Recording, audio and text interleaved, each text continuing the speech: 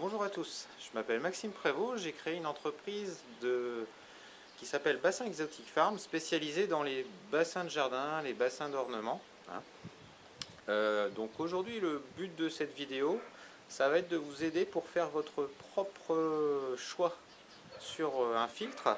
Donc on va voir qu'il existe différents types de filtres. Aujourd'hui sur le marché, sur internet et puis dans les magasins, on a quand même un large choix qui existe et on a quand même tendance à s'y perdre un peu parce qu'on a tous les prix. On a des filtres qui vont être à 500 € et on a des filtres qui vont atteindre plusieurs milliers d'euros quand même.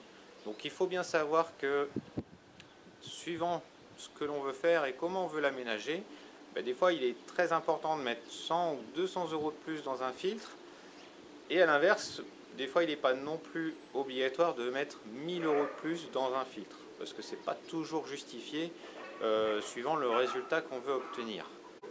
Les systèmes de filtration aujourd'hui sont très efficaces.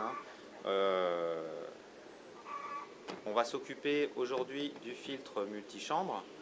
C'est un filtre. Alors pourquoi ce filtre-là? Parce que c'est un filtre à décantation et qui est très rentable en termes de prix d'achat et en termes d'efficacité pour son pouvoir de filtration. C'est très important. Alors dans ce filtre, vous verrez qu'il y a plusieurs petits détails suivant la gamme du modèle. Et certains détails sont très importants et font vraiment une grosse différence sur la qualité d'eau qui va en ressortir, même si globalement c'est un filtre qui est très efficace et très facile à entretenir. Donc voilà, donc un filtre multichambre, comment ça se compose? Comme vous pouvez voir, c'est un grand caisson qui est résiné, tout simplement. Et donc on peut voir ici par exemple, vous avez une entrée, parce qu'ici on a un système gravitaire. Donc on va peut-être aborder ce petit sujet. Donc pourquoi on dit qu'il est gravitaire? Parce qu'en fait ce filtre là va être plus ou moins enterré dans le sol, de manière à ce que l'eau arrive naturellement par cette grande ouverture ici. Vous voyez, elle va arriver naturellement. Et donc ce qui veut dire que la pompe qui va faire circuler votre eau va se trouver à l'opposé du filtre pour justement renvoyer l'eau filtrée dans votre bassin. À l'inverse, évidemment, si on était sur un système qui était, qu'on dit, à pompage, on aurait la pompe qui se trouverait soit dans une zone de récupération qui renvoie directement l'eau par une plus petite arrivée, puisqu'on sera plus dans un diamètre 50, alors qu'ici on est sur un diamètre 110, vous voyez, c'est beaucoup plus gros, ou la pompe s'irait directement dans votre bassin. Voilà, donc le filtre à décantation, c'est plusieurs chambres, comme vous pouvez le voir. Vous voyez, on a un premier compartiment ici. En bas, ce que vous voyez, le triangle, c'est la zone de récupération de la décante. Donc cette zone-là, justement, elle est là pour récupérer tous les déchets qui sont décantés par votre filtre. Et l'orifice qui est là, il sert à évacuer justement cette décantation. Donc ici on est sur un gros filtre quand même, donc ça va être pratique, parce que du coup pour les images, vous allez pouvoir vous rendre compte réellement de quoi on parle. Vous voyez, on a 3 compartiments avec 3 chambres de récupération d'eau, de décante, pardon. Donc le format le plus simple, ça va être celui-ci. Hop, on va pousser ça. Donc ici on est sur un système qui est standard. On appelle ce système standard, c'est-à-dire que l'eau va arriver par le bas, elle va remonter à travers les masses de filtration, d'accord? Elle va passer à travers cette partie-ci, par ces ouvertures, et elle va redescendre. Ici on a des tapis japonais, ça pourrait être autre chose, ça pourrait être des brosses comme vous voyez ici, ça peut être autre chose.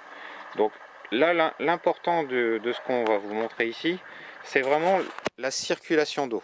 La circulation d'eau qui va primer, puisque il faut savoir qu'une décantation, si elle doit bien se faire et si elle doit être optimale, il faut que l'eau vienne du bas et remonte vers la surface pour qu'elle ait le temps de se libérer de ses impuretés, de manière à ce que la décante ait le temps de sédimenter au fond de votre filtre.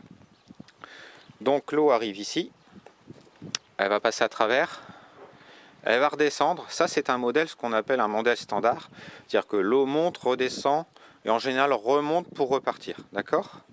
Bon, c'est un système qui va être efficace, mais sur moi j'ai quand même des réserves parce qu'en fait ces filtres là avec un système standard comme ici, et ben on perd quand même de l'efficacité puisque l'eau, la circulation d'eau redescendant, et bien forcément on a une perte d'efficacité en termes de filtration et en termes de décantation, hein. C'est très important parce que du coup la circulation d'eau elle n'est pas optimale dans votre filtre, d'accord? Donc on va voir une autre option, ce qu'on appelle le système upflow. Donc le système upflow, vous voyez, il est ici.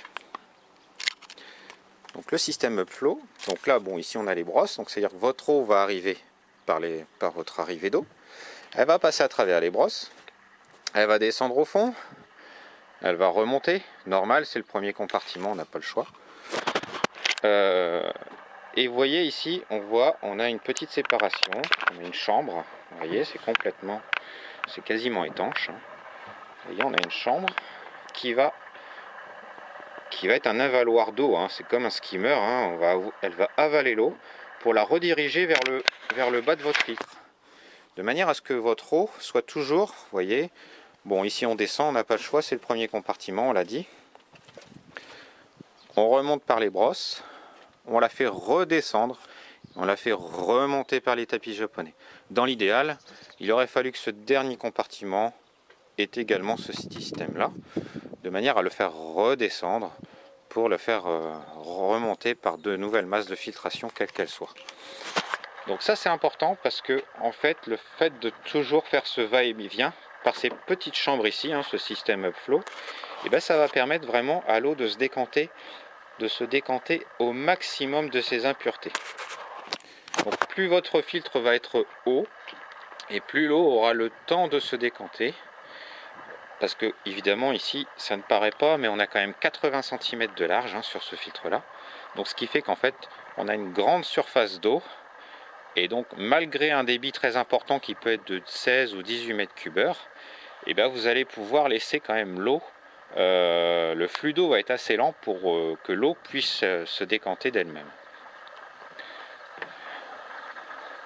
Alors certains auront vu ce petit tuyau. Donc ça c'est encore une option supplémentaire. Celui-ci il a plus une efficacité bactérienne, c'est-à-dire qu'en fait, grâce à cette arrivée d'air, on va pouvoir injecter à contre-courant de l'air. Alors pourquoi injecter de l'air dans un filtre? C'est en fait parce que le filtre va forcément se coloniser à un moment donné de bactéries, des bonnes bactéries, puisque les bactéries sont là pour l'équilibre de votre bassin, donc elles sont très très importantes, c'est le poumon de votre bassin. Et il faut savoir que les bactéries, elles consomment énormément d'oxygène. C'est-à-dire que si on devait faire en cercle fermé un test, une analyse d'eau, et ben on se rendrait compte qu'à l'arrivée de votre filtre, vous auriez, admettons, je sais pas, je vais dire une bêtise, 200 mg d'air, c'est beaucoup, hein, mais c'est juste pour un exemple, 200 mg d'air qui arrive ici, et ben vous verriez que en bout de filtration, cette quantité d'air aurait diminué. Pourquoi? Parce que tout simplement, les bactéries ont consommé de l'air. Donc si elles ont consommé, ça veut dire qu'elles ont acidifié forcément l'eau, mais ça veut dire aussi qu'elles ont besoin d'oxygène. Donc si on injecte de l'oxygène, et bien forcément on va encore augmenter le pouvoir filtrant de votre filtre. C'est très important. Et en plus on va permettre aux bactéries de se développer correctement, ce qui va permettre vraiment d'optimiser sa filtration sans forcément avoir fait une usine à gaz, j'ai envie de dire. Donc dans l'idéal, dans ces filtres à chambre, on va avoir les brosses en général, hein, dans les premiers compartiments. Vous allez avoir les brosses, quelles que soient les brosses, hein, de toute façon. Vous allez avoir des diamètres différents, vous allez avoir des longueurs différentes suivant les filtres. Vous voyez, celle-ci fait à peu près 55 cm de long. Voilà. On en a une certaine quantité suivant votre taille de filtre. Et après, vous allez repasser sur des tapis japonais. Alors comme vous voyez, ça ressemble à des mousses. Mais en fait, contrairement à ce qu'on pourrait croire, c'est qu'en fait, tout est vraiment ajouré. Vous voyez, l'eau peut circuler librement sans venir colmater ces fameux tapis. Ces tapis-là sont là pour freiner le flux de l'eau, hein, de manière à ce qu'elle puisse vraiment se décanter. Encore une fois, le but c'est vraiment d'optimiser la décantation de votre filtre. Et donc ces tapis là, ils ont vraiment cette nécessité de vouloir freiner le flux de l'eau pour qu'elle ait le temps de se libérer de sa sédimentation. Et ici pareil, en dernière partie, vous voyez, hop, si on enlève cette partie-ci, on va en avoir ici, en dernier compartiment, on va en avoir d'autres. Alors, suivant les filtres, suivant comment c'est positionné, comment c'est installé, on peut mettre des supports bactériens en dernier compartiment. Ça se fait très bien. Il y a des bonnes marques de supports bactériens. On a du Bioceraponde, hein, je vais citer le nom parce que c'est certainement un des meilleurs produits avec la zéolite pour servir de support bactérien. Hein. Quand on dit support bactérien, ça veut dire que les bactéries vont venir se fixer sur un support, sur une pierre, sur quelque chose. Il y en a qui, à une époque, on utilisait beaucoup de pierres de lave. Bon, aujourd'hui, on se rend compte que les pierres de lave, suivant les régions, il y a des phénomènes biologiques qui se créent, qui ne sont pas toujours favorables au bassin. Donc, on a tendance à les enlever un petit peu et à les remplacer. On part de la zéolite dans le meilleur des cas. Le problème de la zéolite, c'est un petit peu le coût d'achat. Et après, le Bioceraponde qui est très bien. Bon, il y a d'autres produits, hein, mais on va citer les plus connus. Sur le marché, il y a quand même une grande variété de produits. Donc voilà. Et encore une fois, vous voyez, ces tapis-là, ils ont vraiment leur but, c'est de freiner la circulation d'eau. C'est vraiment le plus important. D'accord? Voilà. Bon, écoutez, si vous avez des questions, n'hésitez pas à poster vos questions. Il n'y a aucun souci. Je prendrai plaisir à vous répondre. Et n'hésitez pas à aller jeter un œil hein, sur notre site et notre page Facebook internet à bassinexotiquefarm.com. Je vous remercie, je vous dis à très bientôt pour une prochaine vidéo sur les produits de saison, hein, donc les réensemencements de bassins en début de saison, et puis nos fameuses algues filamenteuses qui apparaissent un petit peu au fin mars, début avril, hein, souvent c'est là que ça commence. Comment on va pouvoir les contrer et pourquoi elles sont là. Je vous remercie et je vous dis à bientôt. Allez, bye bye.